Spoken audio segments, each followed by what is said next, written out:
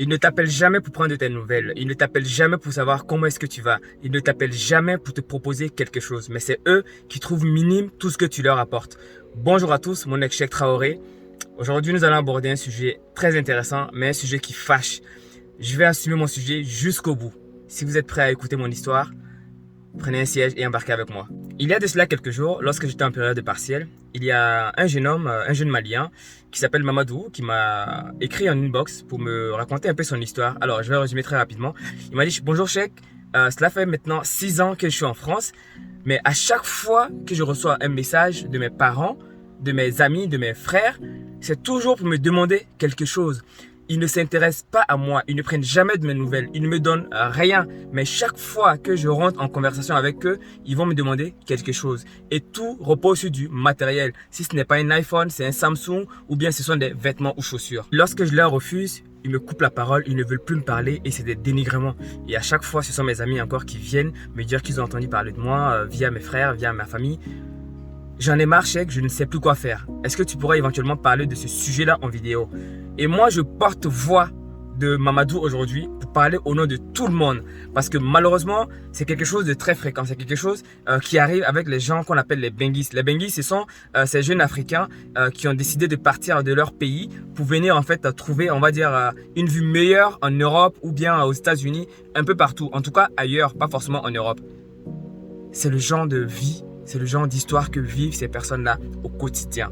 Merci à mon frère Mamadou de m'avoir fait part de son histoire et de la confiance qu'il porte à mon égard en tout cas. Je vais essayer de répondre en tout cas à cette question-là. Vous savez, c'est malheureusement la triste réalité. C'est malheureusement ce genre de reproches auxquels nous faisons face tout le temps, moi y compris.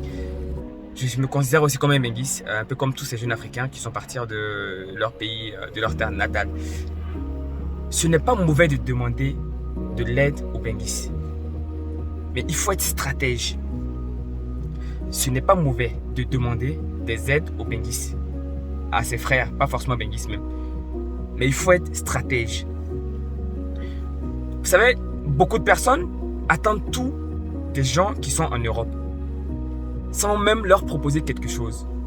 Mamadou, aujourd'hui, je te comprends parfaitement parce que moi-même, je sais ce que c'est que cette vie-là. Ils attendent tous quelque chose de toi. Tu n'es pas obligé de donner ton argent à tout le monde. Vous savez, parfois, il faut être très malin. Il faut être très malin. Pour demander quelque chose à quelqu'un, il faut d'abord avoir pris de ses nouvelles. Il faut d'abord avoir envoyé des messages à ce dernier pour pouvoir converser de temps en temps. Moi, je suis capable de savoir les gens qui m'envoient des messages régulièrement pour prendre juste de mes nouvelles. Bonjour Cheikh, c'est juste pour prendre tes nouvelles. J'espère que tout va bien chez toi. Juste un petit coucou. Passe une bonne soirée ou une bonne journée, peu importe. Ce genre de personnes-là, lorsqu'ils vont me demander un service un jour et que je saurai qu'ils sont vraiment dans des difficultés, je pourrais en pâtir.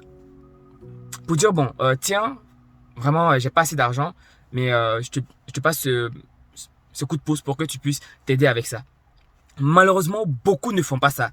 Lorsqu'ils sont dans le besoin, ils viennent toujours te demander et tu te sens obligé, ils t'obligent à leur donner de l'argent. C'est toujours eux qui ont le fils qui est malade, qui ont le petit cousin ou le petit neveu qui est malade. Ça devient très pesant à un moment donné. C'est très très compliqué en fait parfois. Les gens ont des situations très très compliquées. Les gens font des boulots pénibles, des boulots qu'ils ne feront jamais en Afrique. Oui, je le dis et j'assume ce que je suis en train de dire. Les gens font des boulots en France, en Europe, peu importe où ils sont, qu'ils ne feront jamais chez eux en Afrique. Ils finissent de travailler dans des conditions très difficiles et ils ont leur argent. Vous venez leur demander et lorsqu'ils vous refusent, ça devient du dénigrement, de la malédiction même parfois. Est-ce que vous connaissez leur situation? Est-ce que vous leur avez appelé pour savoir comment est-ce qu'ils vont? Est-ce que vous leur avez proposé quelque chose? Depuis qu'ils sont en France, est-ce que vous leur avez déjà appelé pour dire, je sais pas, X, est-ce que tu as besoin de quelque chose? Je connais quelqu'un qui vient en France, est-ce que tu as besoin de pâte d'arachide par exemple? Est-ce que vous avez déjà fait ça? Non, vous ne le faites jamais. Parce que c'est eux qui doivent toujours vous ramener quelque chose. Et lorsqu'ils vous ramènent même quelque chose, vous trouvez que c'est insignifiant. Récemment, je suis parti en Côte d'Ivoire, j'ai passé des trucs à des gens qui m'ont dit qu'ils voulaient ce que moi j'avais. Ils voulaient ce que moi-même je portais. Waouh! Vous voyez à quel point ça va très loin. Tu achètes quelque chose de neuf avec ton argent, tu lui apportes, il trouve que c'est pas assez. Et c'est ce que tu as apporté qu'il veut. Il faut qu'on sorte de ce labyrinthe-là. Il faut qu'on sorte de ce schéma. Les gens qui sont en Europe ne sont pas riches, en fait. Ils ne coupent pas de l'argent. En fait, l'argent, ils ne le cueillent pas sur des arbres. C'est compliqué, parfois, pour des gens. On peut demander de l'argent aux gens. On peut demander du soutien aux gens. Mais il faut être stratège. Il faut être malin. De temps en temps, prenez de leurs nouvelles. Ils aiment bien ça. Moi, j'aime bien que mon petit frère, mon grand frère, mes cousins ou cousines viennent prendre de mes nouvelles. Mais ils ne font pas ça. La plupart, en tout cas, ils ne le font pas. Ils s'en foutent de ce que tu fais, clairement. Ils te soutiennent même pas. Tes périodes de difficulté, ils ne sont jamais là. Mais lorsque tu commences à t'en sortir petit à petit, et là, ils commencent à se positionner. Mamadou, je sais très bien ce que tu vis en ce moment. Mais sache que tu n'es redevable envers personne à part tes parents. Sache-le. Parce que c'est eux-là qui t'ont soutenu au moment où c'était compliqué. Et c'est eux qui continuent de te soutenir. Et s'il y a des personnes qui viennent en France, c'est eux qui te demandent ce que tu veux pour te les apporter. Les autres là, qu'est-ce qu'ils t'apportent en fait finalement? Qu'est-ce qu'ils t'apportent? Est-ce qu'ils t'ont déjà apporté des chips de l'Afrique? Non. Et ils ne le feront jamais. Je vous mets au défi de faire cela envers les personnes que vous connaissez en Occident. Soyez stratège s'il vous plaît.